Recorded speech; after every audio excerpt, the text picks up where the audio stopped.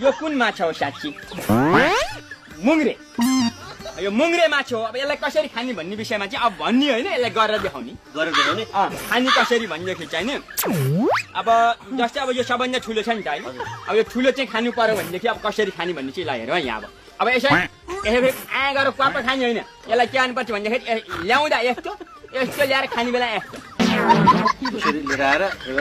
आफ्नै तरिका हुन्छ। अब यस्तो भनेर हुँदैन होइन, यसलाई चाहिँ अब गरेर देखाउनु पर्छ।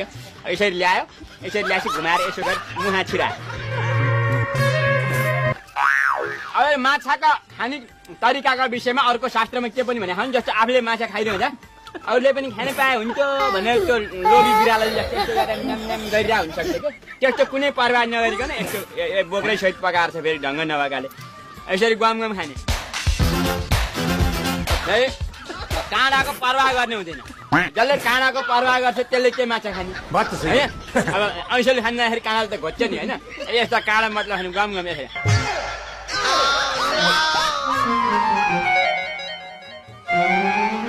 बाबा माने मैले तपाईँलाई माछा खानलाई, तपाईँ त्यसै त्यति धनी हुनुभएको रहेछ त।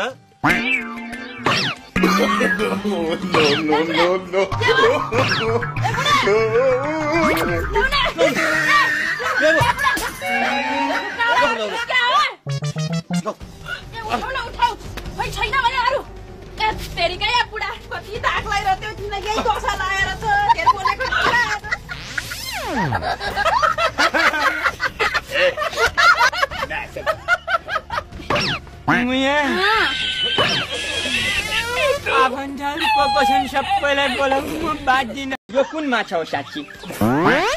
मुङ्रे। यो मुङ्रे माछा हो। अब यसलाई कसरी खाने भन्ने विषयमा चाहिँ अब भन्ने होइन, यसलाई गरेर देखाउने। खाने कसरी भन्दाखेरि चाहिँ अब जस्तै अब यो सबभन्दा ठुलो छ नि त होइन। अब यो ठुलो चाहिँ खानु पर्यो भनेदेखि अब कसरी खाने भन्ने चाहिँ ल हेरौँ है यहाँ।